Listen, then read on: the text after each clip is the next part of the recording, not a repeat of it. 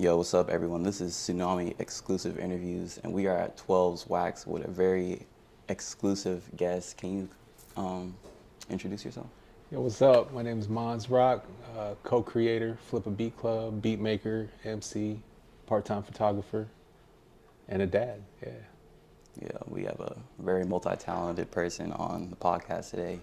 We really like to highlight creatives, people who are really making a change in the community, and Flipabeat Club is one of those things that is really bringing people together from lots of different backgrounds. Like we got producers, rappers, photographers, videographers, like lots of creatives in the community have been linking up at the Shady Lady recently for the Lo-Fi Wednesday, which is actually tonight. So do you want to talk a little bit about Flipabeat Club?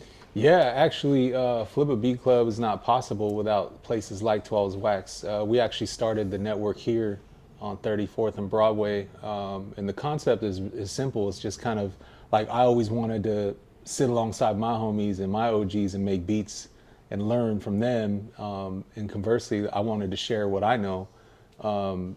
I also wanted to network with MCs and with other creatives too. So what we did is we took a model of what the homie called "Fuck a Book Club," where we would just get together and listen and talk about music and stuff. So I was like, yo, let's flip it a little bit and let's like make beats on the spot. We can pull wax from the stacks here at the record shop, cook a beat, share it, and just kind of talk about the process. So we started in November 2021, and there was only 6 of us.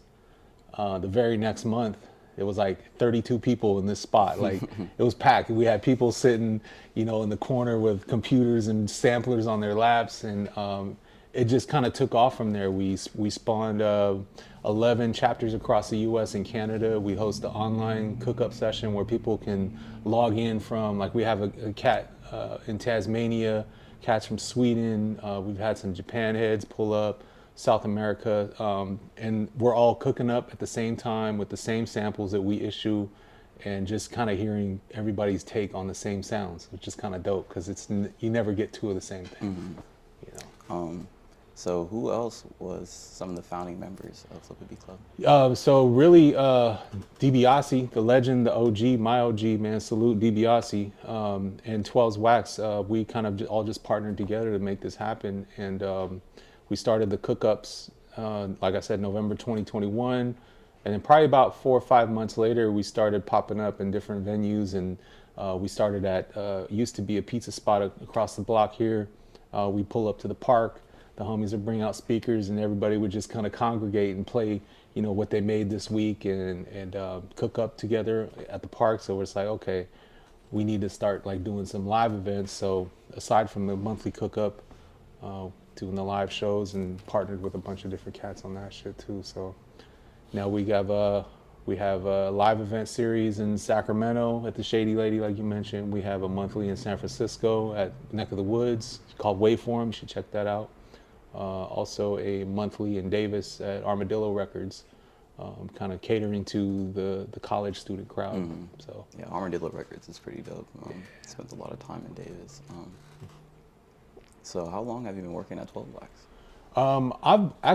I've been linked up with 12's Wax since the early 2000s. Yeah? This is the second iteration of the store. They used to be down the block, and 12's was always known for throwing dope hip hop shows. They're avid DJs and just curators and creators as well. So I've been linked up with them since early 2000s, and once they reopened this shop, I think it might have been 2000 or so, 19 or 2000, or excuse me, 2020, my fault. 2020, I think they reopened, and they were just they're the homies, and so like they provided this space and they welcomed us with open arms. So like anything that I could do to support the fam, definitely want to do that. So I've probably been holding down a Sunday for probably about 3 months or so. So now every Sunday, it's just another opportunity for people to come through network and shop for some dope samples, and you got to try and get them before I do, so it's on y'all. What kind of events do you guys hold here at 12's Wax? I see quite a few. Oh man, 12's is like, honestly, like this is the hip hop center of Sacramento, in my opinion. Aside from Flipabeat Club with the beat cook-ups and stuff, artists who touring come through and they do pop-ups here. Last year we had Exile and Surplus stop through on a tour stop. Lightfoot, Lowman, a couple other heads who were swinging through the area. They also do a First Fridays event called Tiny 12s. So they're probably going to be bringing that back pretty soon. They host an event series called Scratchpad, where it's open decks and people can come in and scratch and probably even learn how to scratch and just kind of get information. It's all about, you know, culture, community, learning, and shit like that. So. Yeah, I heard at some point, I think you guys were doing DJ lessons, I think. Was that Yeah. So out of the Scratchpad, I think there was a couple cats who were doing DJ lessons. DJ Fooders had a program based here out of 12s where people could come in and learn how to DJ. It was like a whole program, and they're working on some programming for the rest of the year as well. I can't even forget. Jay Fence has a cipher series that he does on every other Sunday night here at the record store too. So, I mean, there's just from DJing to beat making to MCing yeah, to that's what I was people saying just earlier. people coming in and, you know, doing photo shoots like this amazing setup here. no, So the whole store aesthetic is truly like it's a one of a kind in Sacramento. absolutely, absolutely, and you know, thank you 12's Wax, man. Keep it hip hop alive for sure. Yeah, that's really cool that has been a center for hip hop because only recently has other venues been more open to allowing rap and hip hop to be performed there. So it's really cool that this was like one of the first safe places, you know, for people to come through. Absolutely. And, you know, do their craft. So where are you from? Are you from around here? I'm from Woodland and Sacramento. So I was born in Woodland. It's like 20 miles north of here. I went to elementary school and junior high here in Sacramento. Moved back to Woodland, went to high school there. Moved back to Sacramento, got married, bought a house, and now we're back in Woodland again. So, but I work in Sacramento, so like it's 50-50. A lot of commuting, huh? A lot of commute. I'm kind of used to it though. Yeah. But honestly, I wouldn't have it any other way. I love where I live, but I also love being in the Sacramento area and just staying connected with people here. So. Can you tell us any major differences you notice with like Woodland and Sacramento? Because they're pretty absolutely. Woodland is not as diverse as Sacramento, like and diverse in many ways. Like Sacramento, like as far as cuisine and people, like you pull up somewhere and get some really dope Vietnamese food, and you can go somewhere else and get some dope Indian food. But like in Woodland, for example, you get drive-through, you get tacos and some American food, and that's kind of like the people is the same demographic. Like you're gonna get more diverse culture. All right, bro, have a good night. You're gonna get more diverse culture out here in Sacramento. So I think that's probably the biggest distinction for me. But I'm partial to Woodland because my whole family's there. So like, I love that I can go to a store in Woodland anywhere, and I run into somebody I'm related to or went to school with and homies with. So it's kind of cool. Like it's like Cheers. Yeah, that's pretty dope. What high school did you go to? I went to Woodland High School. Oh, Woodland High School, and Unc graduated in 1997, so I'm still out here, just vibrating, just catching a wave and feeling younger than ever. So can you tell us about any current projects that you're working on? Yeah, I got a few. I have a compilation album that I've been working on. It's currently it's about like 38 tracks with different MCs that I've connected with through Flipabeat Club and whatnot. Some really dope features on that. I was anticipating putting that out last November, but I'm taking my time and doing a couple little touch-ups on that. So my plan is to actually start releasing songs like every week or every other week till the end of the year. I got tons of stuff. That's one project. I have another album called Medalla Part 2 with my homie Big Daddy Chop and Nav Fierro. We issued Medalla Part 1 November of 2023. So we got a follow-up album, currently about 25 tracks. We're probably only going to drop 12. That's probably going to be coming summertime. I'm going to be pressing a 45 for that, which I'm kind of excited about because my father was a musician, so I'm fulfilling my musical legacy and having vinyl for myself. I got another project with the homie Fresh Daily from Oakland, Brooklyn. Fresh Daily supplied the very relaxed gear here. Shout out to Fresh. So we got I think it's a 10 track album with some really dope features. We got low key might have actually I'm not even gonna say the names, but look forward to the Fresh Daily. It's called As You Were. That's gonna be coming out probably summer as well. And then I got a couple beat tapes I'm working on. I got an R&B album with the homies Bap Notes and Freeze. It's called Dem Cats. So I'm kind of excited about that too, because it's a whole different side of music that I haven't really put out yet. So yeah, man, just trying to learn new ways to make beats, make music, and connect with people and show different styles. What's your background in music? Like, what sort of got you into being so heavily into beat making and producing? Oh man, easy. So my dad is a musician, still is a musician, bass player in a salsa band called Los Elegantes. They're from the Sacramento area, and they've been out on the scene since like 1974. They put out a couple 12-inch LPs. They got some 45s that are floating around out there. I'm on the hunt for all that stuff. But I got to go to all of my dad's practices. I got to go help him set up for shows. And I was a 5-year-old kid at Southside Park in Sacramento, standing next to the bass amp, looking at the sea of people dancing to what my dad is doing and just feeling the bass. And so like, I feel like my music is kind of similar in that sense, where it's very bass heavy. Like for me, bass is a foundation. So I kind of just picked up like little techniques of rhythm and stuff like that, watching my dad being around the band. I got my first experience to see a recording studio when I was about 10. I got to go to a mixing session down on, I think it's on J. It's across from like a Rite Aid. But I think it's the same studio where Club Nouveau did a couple albums and stuff back in the day. But just seeing that kind of got me excited about trying to make music. And I might have been 10 or 11 when I first started making beats and not really knowing I'm making beats. I would have 2 boom boxes and play something on a keyboard I got for Christmas and record that, play that back out loud and record it to another boom box, playing some other stuff on top of it. So like keep stacking sounds and stuff. So that was about 10 or 11 years old, and kind of just would listen to whatever's on the radio and just kept learning about how to do that. And then really didn't start making music as an artist until like 1999, 98, 99.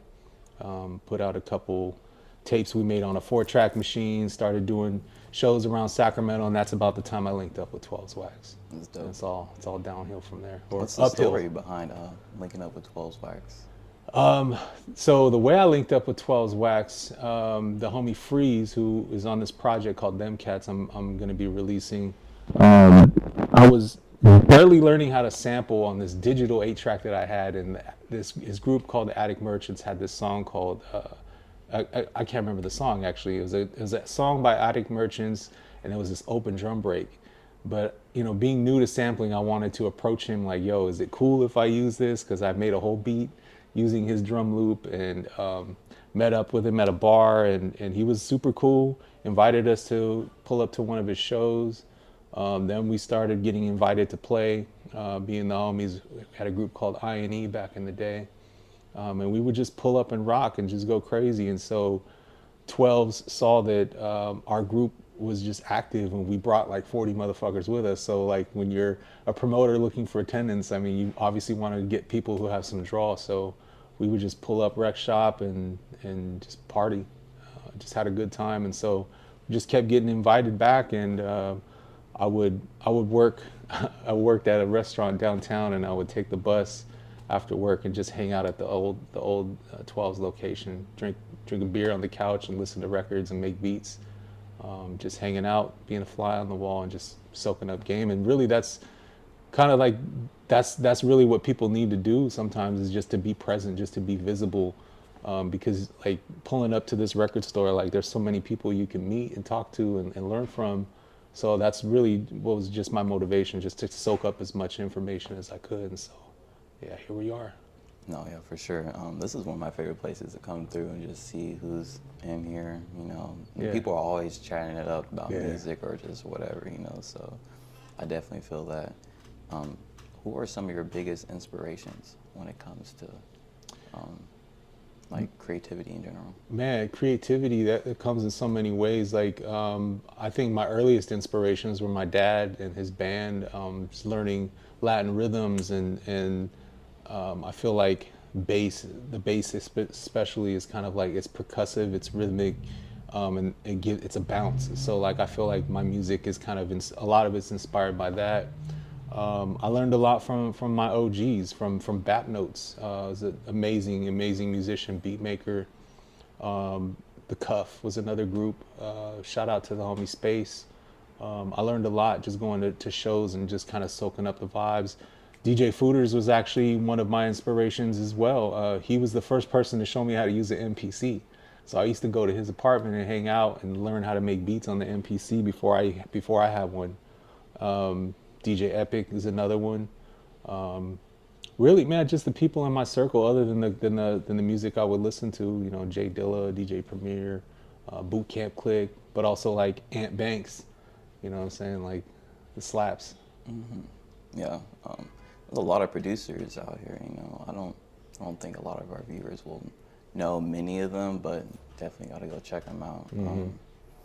What are some things you're looking forward to next as a creative? Like, you know, any next moves for 12's Wax, big next moves for Flipabeat Club, you know? Yeah, so we're currently with 12's, we're talking about ways to bring new programming to the area, to engage more people. Flipabeat Club, for me, has been a life-changing experience. The feedback I get from it is, you know, people have really impacted in a positive way from it. So I want to continue building on that and just really exploring different ways to do that. So things like this, where we can just spread the word, spread the gospel, and talk about, you know, the how everybody's just welcome to participate, pull up. We just try to keep building events where it's accessible to everybody. So as far as the club, you know, just bringing it to the people as much as we can, and finding ways for me personally to get out to all of our 11 chapters and kind of help spread the gospel in that sense too. But shout out to every one of the captains, because they're really making some headway out in the East Coast and LA. Like, I mean, all the chapters. It's kind of crazy, man. Yeah, how did Flipabeat Club become like a nationwide thing, you know? You know, it's the worst and the best thing that could have happened was COVID. We started doing the cook-up sessions in person, the first two, and then COVID just went crazy. We didn't feel comfortable being here in person, so at that point we made the decision. We were deciding, like, should we just call it off or should we try and do it remote? So we did a Zoom session, and immediately we had 30 people pop in from the East Coast. And I'm just like, oh shit, like people were really like tapping into this shit. So we did it again and even more people came. So I think we did online only for about 6 months or so, and then we were able to bring it back in person as long as we were masked. It was such a weird time. So slowly people started coming back into the fold, and that's when we started doing the live events as well. So yeah, so COVID kind of forced us to go online, but it also made it so accessible. One of the homies, Q Rap Name, he's from Texas, but he was out in the Bay for a while. He actually came to Flipabeat Club #2 here. So he came to cook up with us, and once he decided he was moving back to Philly, he decided he wanted to start a chapter there. We're like, yeah, let's get it. So we did Philly, and then we opened Toronto, and then we had DMV, and then it just kind of kept bubbling from there. So founded here and then founded here. All of this started right here in Sacramento at 12's Wax, man. It's kind of crazy. Like, I don't know if the rest of the city is really paying attention, but everywhere else is.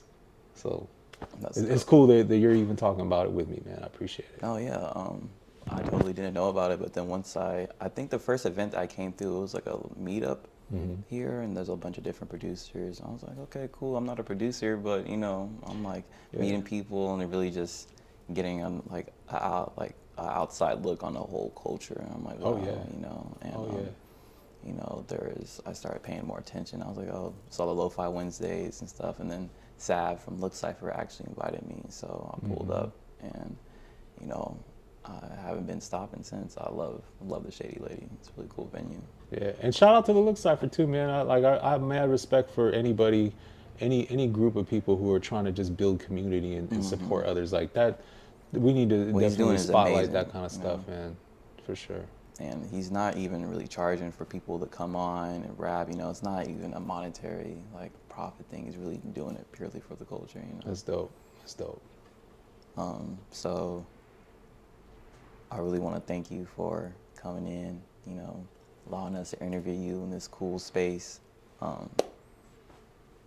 had a few more questions, but I think I'm gonna wrap it up for right now. It's all good, man. Make sure everything was going all right. But thank you so much, Thank you, Monsrock, Ben. I for appreciate you. allowing us to interview you. And any last words for our audience? Any last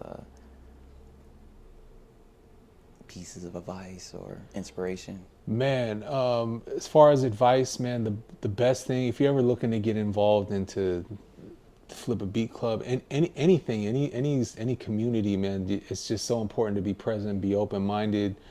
We practice spreading love, so like everywhere we go, it's about just being open to learning new things and learning new perspectives about shit, and that's like super important these days, especially. You know, spread love, support your community, and if you're looking for vinyl, man, 12's Wax is the spot. And you're always welcome at Flipabeat Club. Like, we got tons of free events, and if you're ever interested in learning, come on by. I'm here every Sunday, so got you. For sure, for sure. Thank you. And this is Tsunamii. Don't forget to like, subscribe, whatever you're on, you know. Ring the bells for us, and we'll see y'all next time.